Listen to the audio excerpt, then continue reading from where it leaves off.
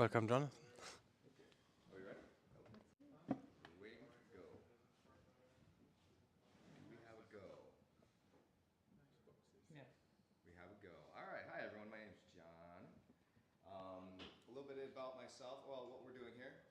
I wanted to just give you guys a quick little primer on how to draw. Really basic things. So you have to start with the basics before you can go a little bit more complicated.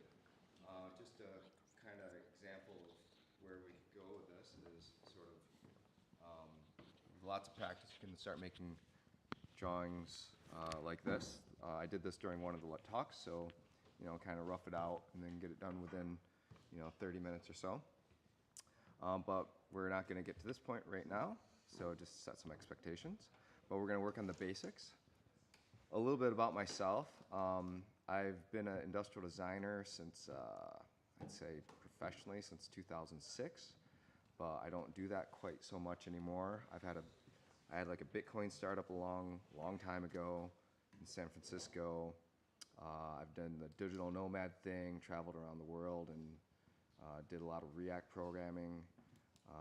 Nowadays, I do a lot of research into newer technologies and stuff. So I'm kind of just, when I do these talks, I try to get a little bit to sort of refresh my own skills myself. I've actually given this particular style of instruction in a few countries. I've done it in China, Thailand, the US, and in Korea, and now in Wales. So let's talk a little bit about the philosophy of drawing and why do we draw? Like, what is the point? And so for me, when I think about drawing, I think of it as a way to express your internal thoughts and to externalize them. Because the mind is not just the brain, it's all of you. It's all of your body, it's actually all of your surroundings as well. But sometimes we get stuck in our mind of like, what is a good idea and what is a bad idea? And to get out of that loop, we've, as humanity, have come up with different tools to get there. So we use speech, we use dance, we use music, we use drawing, we use writing, poetry, many other ones if you want to talk about them as well. But we're going to just talk about drawing. And when I do drawing, I think of it as a good way, as a way to sort of get feedback about your own ideas by expressing them in a different way that you came up with them. So like, I think of an idea, or I'm talking to someone and they tell me an idea, I'm like, oh, that's great. But let's capture that for a real quick second so that we can take a moment to reflect on it, move on to something else, and then we can come back to it. So like being able to capture an idea as quickly as possible, get it down on paper, put it away, do that as quickly as possible, come up with many ideas. It allows you to come up with better ideas. So for example, let's say we wanted to talk about like, I don't know, does anybody have any like pressing issues they'd like to, go ahead. Yeah.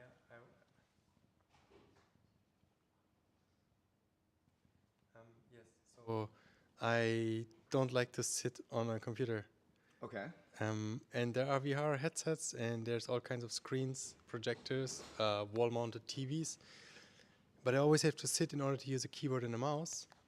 And I would just like to stand and walk around and input text or use a computer to work without needing to sit in front of a table, whether that's standing or sitting, but yeah. So like you don't want to do the sitting at a computer at a table, right? So we sort of like quickly define the problems. Like, is this what we're talking about? Like when I draw this and we look at it and we go, Yeah. are we both talking about the same thing? Yeah, basically whether it's now sitting or standing, but I don't want to have my hands fixed to some sort of keyboard that is fixed in a position. Of course, there are standing desks or sitting desks, but there's always this keyboard in front of me and my hands are always there. I can't just put my arms behind my back or stretch or be in any position. It's like relatively limiting, and I don't like that. This is the problem for you. Is Yeah. your hands, right? So like ideally what we're looking for, at least I've had a lot of talks with Alex about this particular problem already anyways. So like what we want to do is we want the solution to point to something where you're sort of free to like walk along a winding path with nature all around you, and you know, and you can just sort of walk and like I don't know. Let's see. Use. Maybe Why is it a problem? one thing Well, no, we're just capturing. that it. would Just be capture that it would be and even we can move better. on. But like even if I could just walk around an apartment or move around the living room while I'm working, that would be already good enough. But if it's Okay. even possible to go out in nature, that would be even better, of course. All right, so we'll stop there. But like the idea is like we can say this is what we talked about. This was the problem, and this is kind of where we want to go, and then we capture it and we move on. We go to the next thing. Let's see. So the next thing is I want to talk about is sort of like when you're drawing. If you guys want to follow along with me, it'd be quite nice actually. So there's a pad of paper over there, and you can maybe use your laptops as drawing surfaces, and then and there's pens as well. And I'm just gonna like kind of go through some of the exercises that I go through in order to get used to things. I would encourage you to use, at least for this first part, to use as much of the paper as possible. And it all starts with one thing. You just start with a dot. Oops. Oh, cancel. Let me. We just start with a dot, and then we draw another dot, and then we connect the dots. And we're just going to try and connect those dots with as straight a line as possible. What, there can be any dots anywhere? Or? Yep, anywhere. There's larger, more, there's other exercises we'll go over after in a little bit. But the whole point is to focus on where you start and where you end. Maybe sort of like, you can't really see with the tablet, but I'm ghosting, so I'm not actually drawing yet, but I'm just sort of like just going through the motions of connecting, and then I draw and I stop. Dot, dot, draw, draw, stop. And what you're doing is you're starting at one point, but your eyeball should be focusing. Let's see, there's 2 points, right? So you're starting at the point 1, but you're looking at point 2, and then you're gonna draw and then stop. Because if you just sort of like look at where you're drawing, you're gonna like start going off in the wrong direction. You have to do a course correction. It's the same principle as bowling a cricket ball or swinging an axe. Yeah, very similar. Yeah, just like very small motions. Now the other thing you're gonna start noticing is if you keep doing this long enough, like over and over, dot dot, is that as you're going to want to start to isolate what muscles that you're using, and you'll find out that, or I think I found out that I want to use the largest muscles in order to draw the line that I want right now. So that's to say that if I'm drawing from this point to this point, like here to here, I'm going to be using my shoulder to go from here to here. And it's going to take a little bit of practice to sort of get there, because if you, especially when you're drawing a line, you want to try and stick to just one muscle group. So shoulders, or if you're doing like a line from here to here, you're kind of, a medium line tends to be kind of, the fulcrum tends to be the elbow. Or if you're really short, then the fulcrum tends to be, tends to always be the shoulder. But in order to do a straight line, your fulcrum needs to be as far away from where you're starting and end points. Otherwise, if you're very close, you end up being limited by, whoops, I don't know what that was. you end up being limited by your fulcrum point. So if your fulcrum is like at your wrist, you can only do like a line like this. If your fulcrum point is your fingertips, you end up getting a line that's very short. If it's the very short fingertips, so there's different. So you want to sort of kind of play with that. If you're standing at a big whiteboard, you're just using your whole body. You're just kind of like leaning in order to draw the line. To make it like not shake. Yeah, exactly. So we'll go to a different exercise real quick here. What you can do is you draw a big line from here to here. Definitely use as much of the paper as you can. And what we're going to do is I'm turning my iPad sideways here. Let's see. There we go. And what we're going to do is we're going to practice drawing straight lines that start and stop on the lines.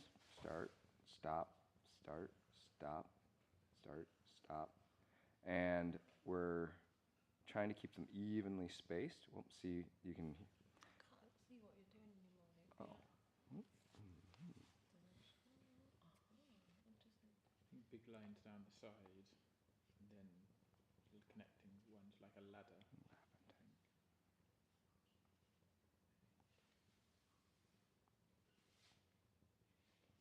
Do-do-do. I think you'd struggle to deal with the turning of the iPad.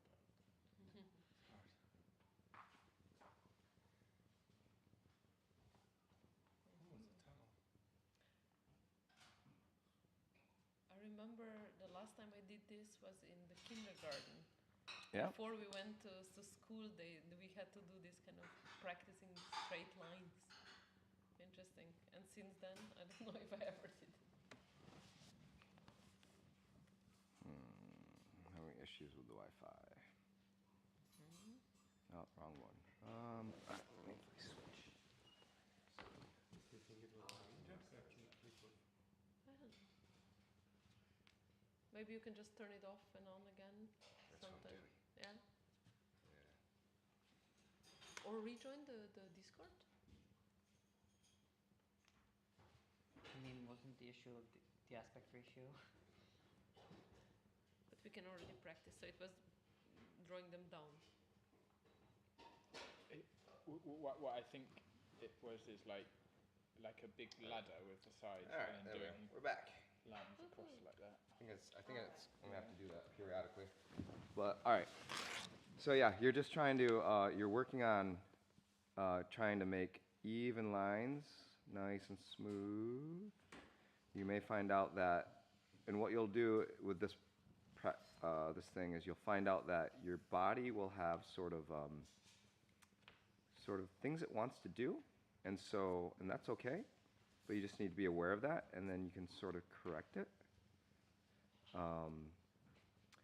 So there are also different ways to draw these lines. So you can draw towards yourself. You can draw from side to side using your shoulder as a fulcrum. You can draw away from yourself. And what you should do is to practice each one.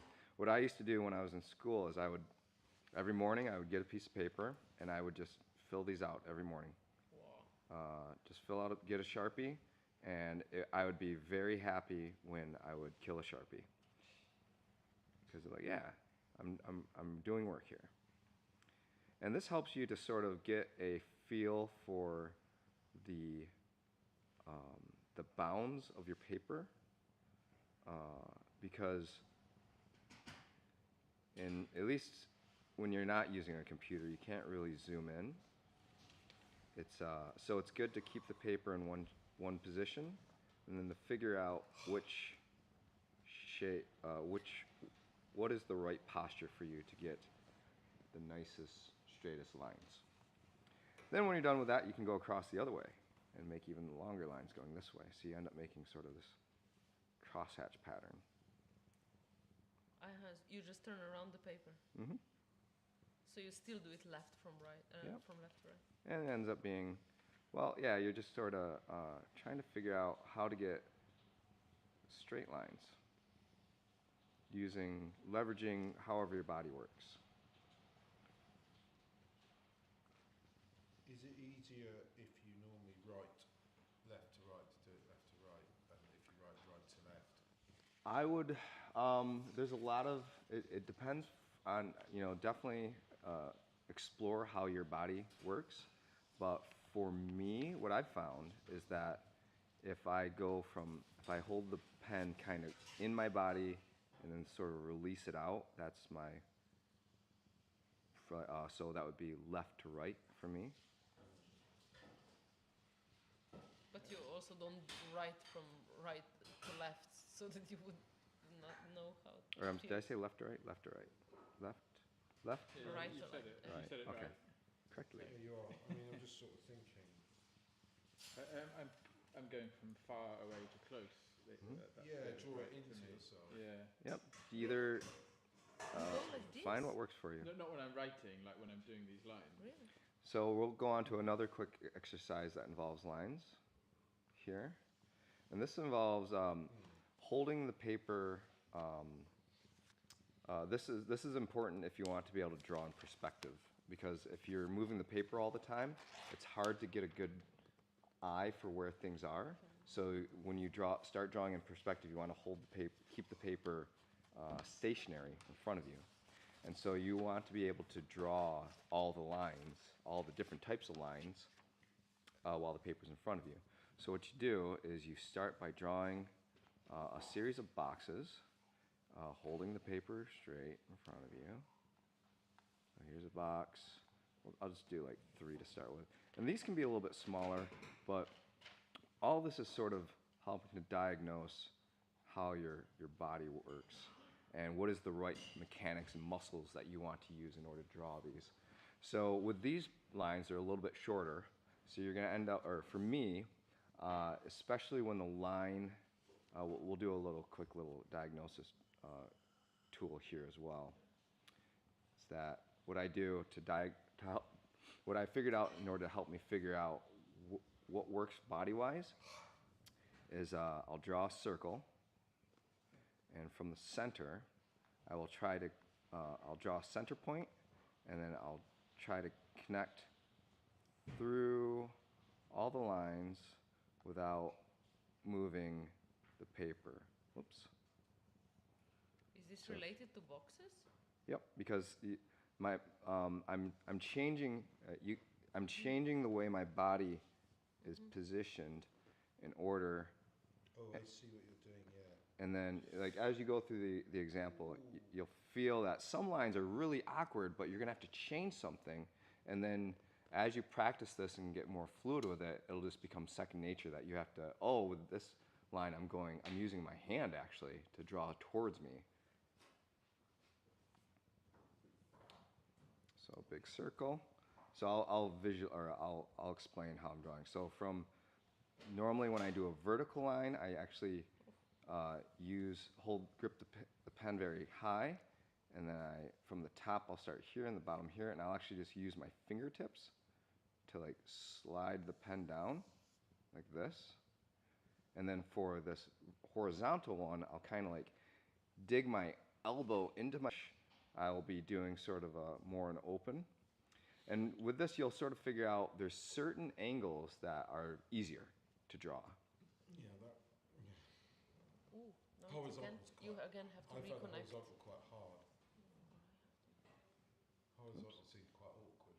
Oops, what am I doing here? Oh, I'm an eraser. Right, there's certain like clocks, like 12 o'clock, 6 o'clock, 3, 9. Sort of 10 o'clock seemed to be quite hard. Yeah, because you're sort of doing this thing. Yeah. Yeah, from It doesn't. like this time from here to here tends to be very difficult. But this is a diagnosis. When you do this, you'll be like, oh, I need to practice this particular angle. So I think it's us. So once you have that, then you can say, well, this particular this space was really difficult. So I'm just going to do a bunch of lines that go from here to here like this. And I'm going to fit it within this box.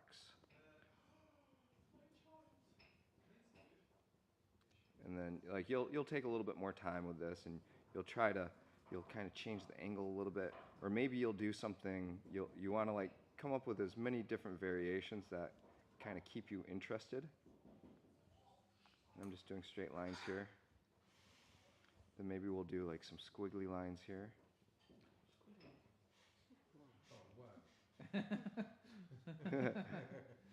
It's like going from black and white to color. Curves. We're going to talk about curves in a second here now. Not sure I'm ready. Ooh. So we're just going to like follow and make this pattern, figure out like where does our body, what makes it work the best. Okay, how we doing on time? Good. So hard, actually. Okay. So we're gonna power on here. The next thing we're gonna talk about is, so we did one dot, right? Cool. And then we do two dots. That makes a line, right? What happens when we make three dots? Triangle. Triangle? Well, what if it's all in one continuous thing? What does it make then? Curve. What do you mean? An arc. Yes, a curve. So what we'll do is we'll make, this is called a Bezier handle. So we're gonna make little Bezier handles here. They're just little tiny lines, and that's sort of the intention of where we want the arc to go. So it's gonna follow the arc and then end. So 1, 2, 3. So we'll like arc, arc, arc. We're gonna follow the arc. Now this is also where you're gonna find out some interesting things like of the physical limitations of your body. When you're drawing an arc like this, going from 9 to 12 to 3, you're gonna find out this is the hard part because your hand's in the frickin' way. Yeah, 2 o'clock suddenly gets really tricky. So like if you start from this direction, you're like, oh, well now my hand's going. So you're gonna have to play around with how to either hold the pen in a different way so that you can see where you're going. That becomes like a little bit of an interesting thing. But anyway, so the exercise here is to draw 3 dots and then in different orders and then connect them as smoothly as possible. I should probably focus a little bit more here. Is it always in one stroke? Try to, yes. Try and do one. This is acceptable, but it's not pretty. So if you go from 3 to, if you go backwards, Mhm. 3 to 9, isn't That's it a little bit easier, yeah. Because you can But see where you're going. that's true. But there's a little bit of trade-off if you're using a traditional media like a pen or a pencil. You'll find out that the pen wants to be dragged along. Yeah, It not doesn't want to be pushed. pushed. Because you're pushing it into the paper. Yeah. potentially, right. So, but it can work. Like if you're using a Sharpie, it's a little bit easier. Like a felt tip thing, it's a little bit easier. But it's all about sort of experimentation, and you'll sort of figure out what works, what doesn't. So we'll keep doing this for a little bit. Do some arcs. Try to stop with them.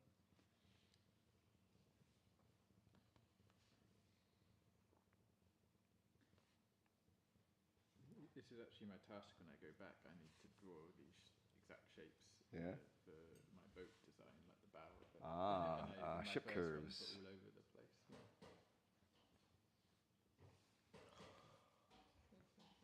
I didn't even bother on that one. What the heck? Mine look very ugly. It's okay. That means you have room to improve. It's I fine. couldn't even. That's fine. Yeah, this stuff it takes practice. It's all muscle memory. It's kind of like, I don't know, playing a musical instrument or something. You figure out there's ways that your body wants to do things and it doesn't want to, and then you work with it or you adapt. Okay, so we're gonna move on a little bit here. So the next thing after we have our curve, 3 dots. What's after that? Emotions. A 4th dot. So with our 4th dot, with our 4th dot, what can we get? For the square. We can Or a get circle. a circle. Well, we're gonna call an ellipse, but yes, Yeah, a circle. ellipse, So we're gonna do the same thing. So 1, 2, but this time we can cheat. We can make more guides. So we're gonna connect the 2 dots. This is called the I believe this is called the major Children, axis, listen. and this is Major? called the minor axis. So X. So you just connect those two. It's helpful if you make the little Bezier handles, but make them perpendicular to your major and minor axes. And then just sort of ghost, which is to say you make the motion and the intention of making the circle without doing it. And then when you're ready, sort of commit. Oh, I'm gonna lock this. Oh God, how do I do this? Could the axes be skew with, like mine was at an Yeah, angle yep, the way- yeah, absolutely. You just happen to do yours. Yeah, perpendicular axes. So we're going to talk about perspective a little bit later. We're going to have to power through this. So yeah, basically draw your major minor axes and connect them. You can skip the thing where you did the dots and just draw the major and minor axes themselves, and then just kind of ghost and then draw the ellipse. When you start out, you know, definitely just kind of lay down a bunch of lines on the paper to make the ellipse. But eventually you should be able to get it so that you can hit it with just one line. One line. Let me see in which direction you go. And then you should also sort of play around with the degree. So the ratio of the minor axis to the major axis will determine how flat or how thin the ellipse is. So what I mean is if I draw a very small minor axis, I'm going to get this really narrow little guy, right? If I draw a very big minor axis in relationship to the major axis, then I'll get sort of a wider one, right? And so that'll move us on to the next little thing. So what we're going to talk about here is, so up here I'll go over one exercise and then I'll go over sort of a diagnosis project, process or thing. And that's where you draw a strong vertical line, strong horizontal line. We're going to draw a circle here. Then we're going to draw an arc that goes through the circle. Oops, that's a little too big. Analogy. All right, draw an arc there. And then so from this is, we'll take that, expose here, we'll take that, expose here. And we're going to connect those two like this, connect this one over here. And now we're going to go with one fluid motion. We're going to go from a flat ellipse to a flat ellipse. And then we'll connect with a big fat circle here. So we go like this. It also helps to do this as well. To draw the 45-degree ellipse here, the 45-degree ellipse here. You go flat, flat, flat, flat, flat, opening, opening, opening, opening, opening, opening, opening, opening all the way, closing, closing, closing, closing, closing, closing, closing, flat, flat, flat, flat, flat, flat. And so 3D. as long as you can sort of, if you do that exercise enough, you'll get a feel for, you'll be able to diagnose like, oh, in this section, that's the hard part I need to work on, or this section, the hard part. For me, it's already hard to make an arc here. A simpler exercise there is to draw two parallel lines, draw a circle in the center, draw a top here, flat here. You go sort of 45 in the center, 45 in the center, and you go flat, flat, flat, flat, open, open, open, open, open, close, close, close, close, close, close, close.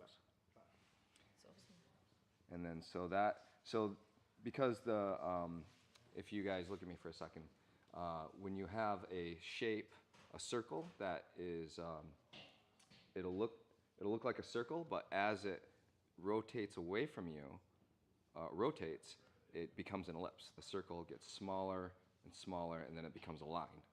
So that's what you're sort of learning from, or trying to visually communicate, is that is the circular shape, is it facing you flat, or is it 45 where it's a little bit, or is it a flat line where it's, because that's what, we'll jump ahead a little bit. If you have a cylinder, when it is, if you were to look at a side view or a top view, but then you were to kind of rotate this down a little bit, you would get a 45-degree ellipse connected by a 45-degree ellipse, right? So that would be, let's see if I get it. Oops. So we get this part here is, look up here. This part is, this ellipse is here. This 45-degree ellipse is here. And then the circular part is here. Kind of a mess, but I think you get the idea of this exercise. All right. We're going to start moving on to a little bit of perspective, a little bit of a whirlwind tour here. And so what we have is now we're going to work on making some boxes. So a good exercise here is to make 3 lines. 1, 2, 3. And now if you draw 2 lines here, you actually have a box. We'll say this is the left side and this is the right side. Excuse me. And if you draw a 45 going down to the top, 45 going down to the top, or 45 connect there, little diamond there, connect there, there. This is still the left side, this is the right side, but now we're looking at the bottom of a cube. And if we do the same thing here, same thing here, same thing here, now we're looking at the top of the cube here. Still the left and this is the right. And so what you can do is just keep doing that. Do 1, 2, 3. And we'll say this is the vanishing point, the horizon line here. And do a little bit of this way, a little bit this way, this way, this way, this way, this way. Oops. And now we have these kind of boxes kind of stacking on top of each other. And so this is a quick sort of way to kind of figure out how to get those lines in a order, because they're all sort of pushing down towards the perspective line here. But then you can sort of like fill them in on the bottom, kind of give them a little bit of depth.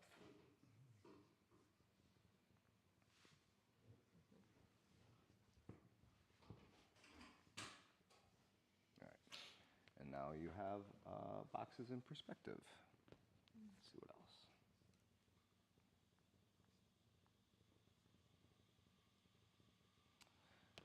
All right, next thing is cylinders.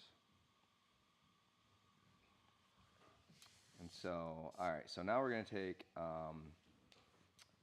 those ellipses that we made. Okay, made one of these ellipses. We're going to make 2 lines that go straight from the ellipse, and then we're going to draw another ellipse on the bottom. Kind of emphasize this part here. Now you have a cylinder. And then if you want to do maybe, if you don't draw the whole thing, it looks more like a cylinder. The trick, the key to drawing a good cylinder is actually right here. If you make the cylinder and you just have it go like straight like this, where there's this weird corner, that doesn't look like a cylinder. But if you draw the cylinder where it has a very smooth transition, then it starts to feel more like a cylinder, because that's the way real life is. Now that we have,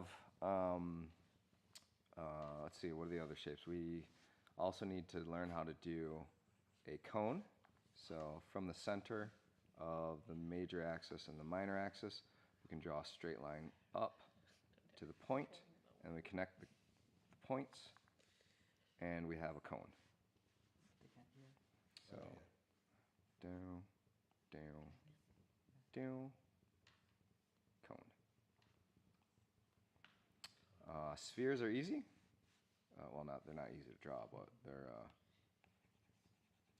they're easy to explain because they're a circle. There, we have a sphere. What is normally useful when having a sphere is to describe the intersection of it. It helps it put it in perspective if you can add sort of like a belt around it. It's like, oh, that's like sort of the bottom. We'll put this belt around here. So that's sort of a half of a ellipse kind of poking out. Gives you an idea of like the shape that we're dealing with.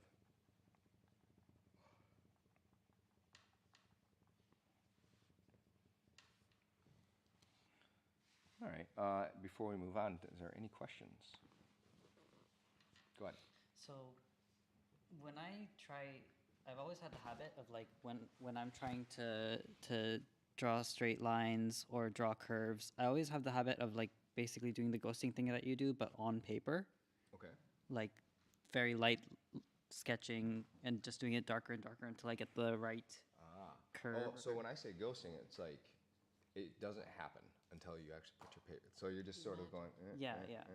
and then the line. But I find it hard, like, like, if I find it hard to, like, visualize that straight line until I put it down on paper, is it okay to just sort of get more and more dense until you have a shape that you like? It depends on the medium and what your intention is. There's nothing wrong. There's no rules unless you impose a rule that says that's bad. But what I've found is like in order to get just that clean line, you sort of ghost with it until you figure out like what is it? How do I just make it so that that's the only thing that's possible with this motion? So like that's why I often will like jab my arm into my body, and then like that way I can just sort of like there's only one motion that's left.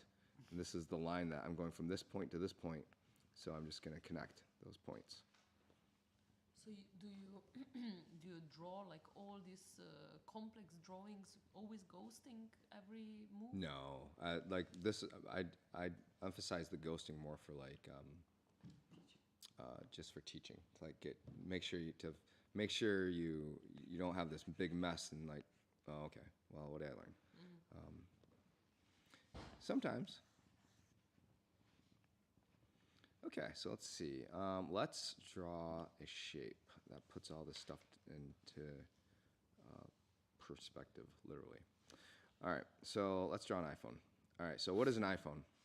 This is really simple because it's, I'm going to draw up here sort of a deconstruction of an iPhone.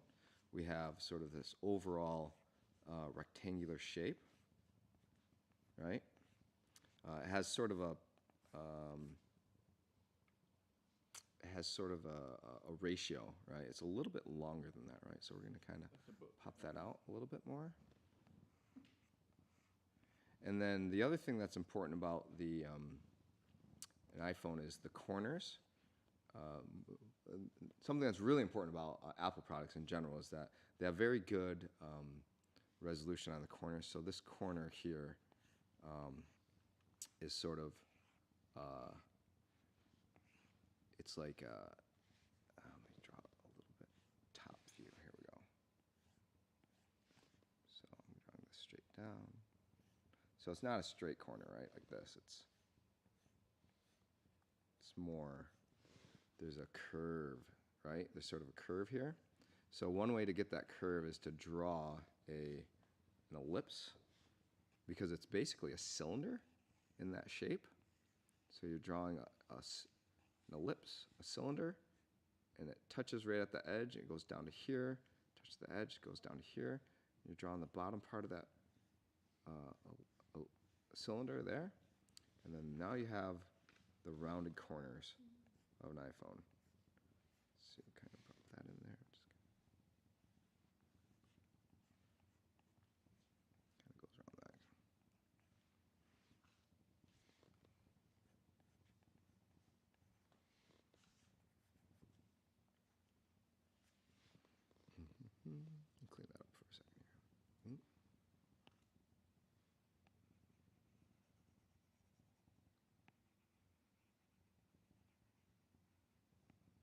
right, so let's draw the iPhone itself. All right, so let's kind of draw it facing this direction. Go like this. Like this. Like this. This is going to kind of face this way a little bit.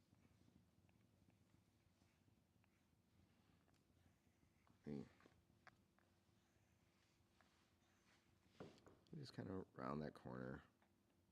Follow this line here, straight down. Follow that way.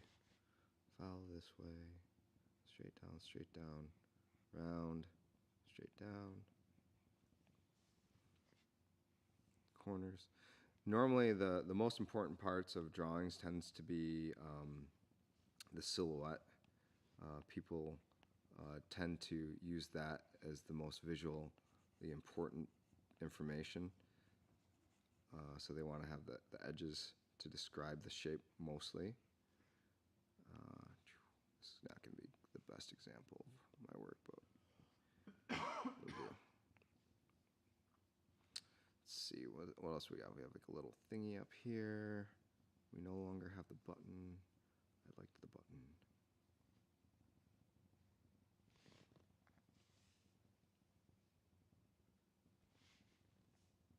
Sure.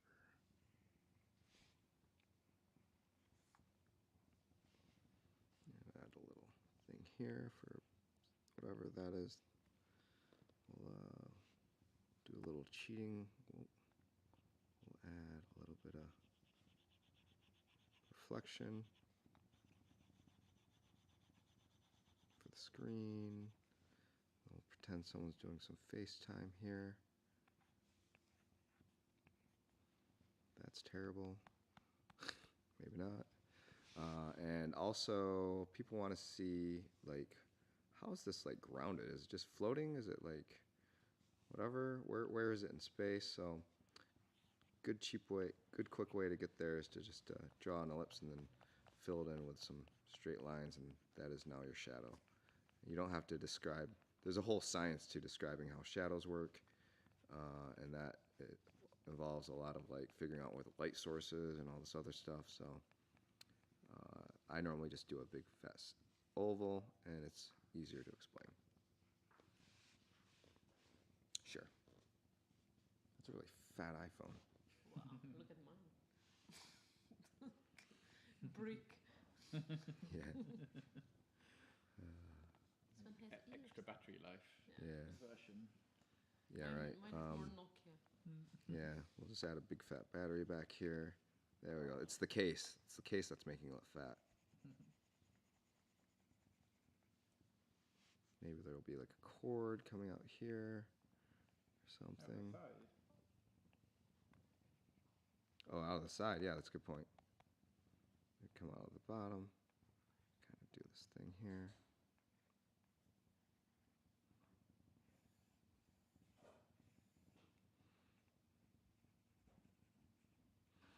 Okay, so there you go.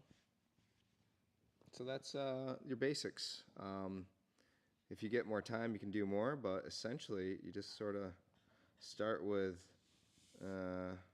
drawing a bunch of dots, connecting those dots to make a bunch of lines, figuring out what works for your body, doing a lot of diagnosis to figure out, like, this is the way my body works, these are the parts that are difficult. Doing more, making it a little bit more difficult for yourself, practicing making fluid shapes, more diagnosis, practicing with perspective to figure out with vanishing points and all this stuff, but that's another thing. Combining all these primitive shapes to then combine them to hopefully reflect your intention of what you're trying to communicate. That's it. Can we see some of the first one you showed us? Oh, like, sure. Of where it goes, because So, now I have yeah. my new drawing eyes. So this one is a little bit more. This is in a style that I learned a long time ago when I was learning drawing, which is back in my day, we didn't really have like drawing, digital drawing tools. So you would have this stuff called Canson paper, which is a certain type of colored paper. It would come in these sort of pastel grays or pastel like pinks and blues and whatever. And then you would always draw in black with a black Prismacolor pencil, and then you would fill in with chalk. You would actually get chalk, and then you would use white chalk for the highlights. And by using the black, using this very like medium tone paper, it allowed you to play with both directions of the colors, of getting pushing things back with darks, or brightening things up with whites. Versus when there's a little bit of a tyranny with white pages because it's this blank canvas, and so like that's why I like to draw it in this style. Suggestion is, if you feel a little bit overwhelmed with staring at a white page, is do a big sheet of these lines first on another piece of paper, and then so those will be all you'll have this black grid that you created, and then just put your new paper on top of it. You'll be able to see it a little bit underneath, and that'll sort of help to free your mind of like, oh, I can't make this perfect. I have to make this thing perfect, sort of thing. And it helps you measure a little bit, kind of things, right? Yeah, you can.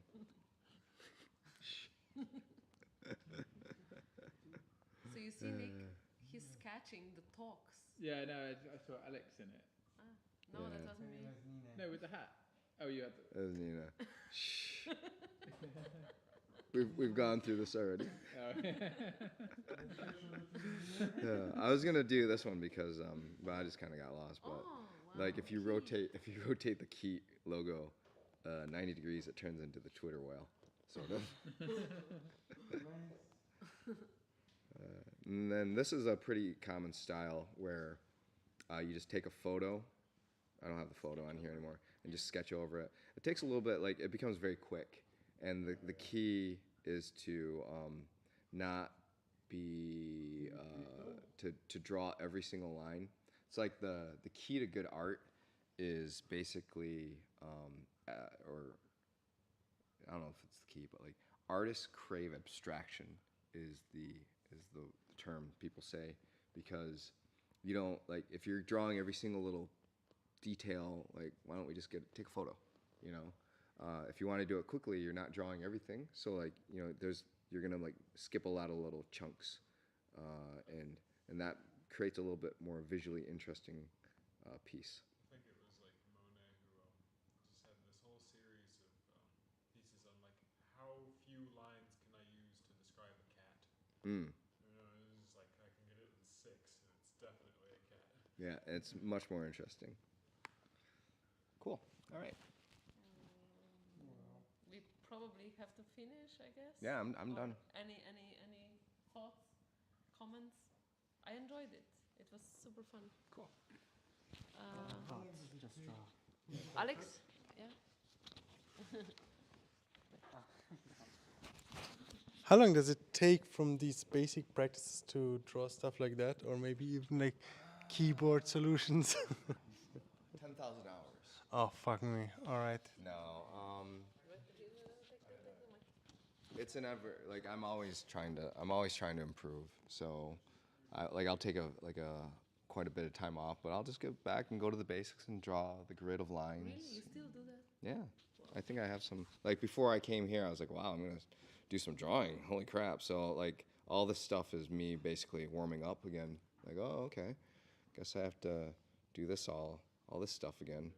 Like playing with like how to color, and like if you want to do chrome looking things, it's very common to use these sand and light blue colors in order to make it look like you're in a desert. You know, a lot of practice.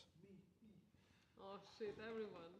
Okay. Okay, do it. Oh. Questions. Oh. First, Mike. Oh, go ahead. These are just two thoughts. Mike. Two thoughts. White paper. One of the things is people with dyslexia struggle with white paper, actually. So they suggest lower colours anyway. So that's probably a good reason not to use it. And secondly, yeah, I think music's the same. I think it's the spaces that are important. Like less is more as well. Yeah, having that, you're saying tension and release as well? You were saying at the beginning that the drawing is expression, and I wonder for you, what is the expression that you are aiming for by doing the more drawing For again? me, it's ideas. Like getting the idea on paper as quickly as possible, and getting the idea on paper quickly as possible, and then moving on, because otherwise you can kind of get stuck in this circular logic where you're just talking about the same thing over and over again. So like, let's talk about something else. More Like, ideas. which ideas? Like what? So if I'm doing like, well, this is more for like product design. Like when we're talking about features, like, oh, we could add this and we could add this and we could add this and this. It's like, or we could approach the problem in this way by adding this thing or removing this thing. And more ideas tends to eventually create, the way to come up with good ideas to have a lot of ideas essentially, and not get fixated on the one that I came up with. You know, externalizing it and saying we came up with this. We both agree on, like if we're saying words, but do our words mean the same thing? And sometimes just getting it down on paper, either by writing it or drawing it, is a way of both saying, yeah, okay, we're talking about the same thing. I basically do mind maps usually when I'm talking to people, because it's also like writing down, like, do we understand each other? Is this what we are meaning? Because I can't draw. Oh, that's okay. Yeah, exactly. I also feel that whenever I try this, so I maybe followed along what you described, and then maybe sometimes I manage to draw an item or something, but actually what I had in mind is like a picture with some more stuff. But once I have the one item and the other one, make them kind of fit together, that's what I feel is hard. Like, do we have like some sort of strategy, or how do you make it so that one thing that looks on its own like perfect, and the other thing they kind of fit and don't look awkward? Yeah. I find it super difficult. The key is to figure out what is the right tool for the job. This is a particular tool that's just quick for coming up with like abstract things really quickly. But when you're, I didn't really talk about design process that much, but if I were to just explain it really quickly, even that's a whole bag of whatever.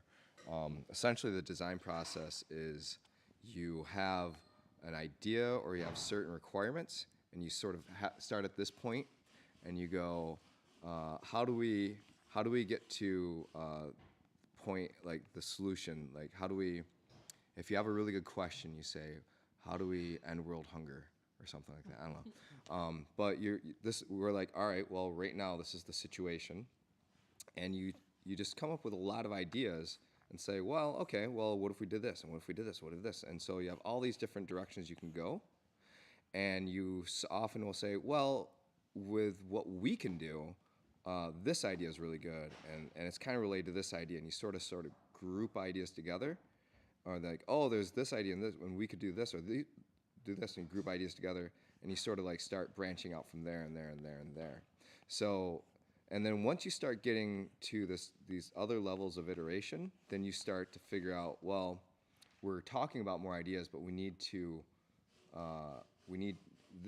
this whole process should be a way of refining things down to what is actually actionable. So just to switch gears a little bit, for your project where you're saying, I want to be able to, how do I get outside more or have more freedom or better ergonomics when I'm working? You have all these ideas and like, oh, what about the keyboard? Okay. Now, once you get to this point where you have a keyboard, well, there's certain constraints that are existing for for this particular idea, which is you're going to have keys. So you're going to start like modeling all your new ideas with a new restriction, which is, keys. So you may actually go into a CAD program and lay out all the keys into a grid that is appropriate for what you're trying to do, and then you can rotate that around and whatever in your CAD program, take a photo of it, and then draw on top of it. Because the CAD CAD is great for being very specific, and it helps you keep constraints, but it's very constrained. But if you take a photo of it and then draw on top of it, you're outside of its constraints. We have to finish. Yeah, we have to finish. Because we have another call. Thank you so much, Jonathan. This was very, very nice. Thanks.